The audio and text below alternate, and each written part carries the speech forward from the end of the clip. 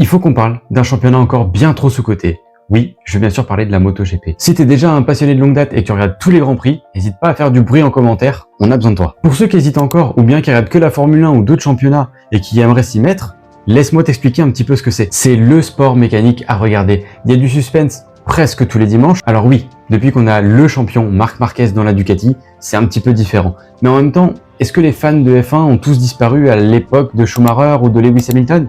Non. D'autant plus que derrière, on a deux Français qui performent et pas dans les meilleures motos de la grille. Johan Zarco et Fabio Quartararo, qui a d'ailleurs déjà été champion du monde, le seul Français à avoir déjà réussi cet exploit. En dessous, on a une bataille de fous tous les week-ends à tous les étages, que ce soit pour la P10, la P12 ou la P5, voire même parfois pour le podium, que ce soit sur 5 tours, 10 tours ou 20 tours, on a des courses de sprint de malades. Et pour couronner le tout, comme si c'était déjà pas suffisant, on a Jorge Martin, champion du monde en titre, qui vient de revenir de blessure et qui vient de faire un premier week-end stratosphérique. Il a été solide du samedi au dimanche, pourtant pas sans douleur, pas avec la meilleure moto, et ça c'est très fort quand on vient de blessure, plusieurs blessures comme il a eu.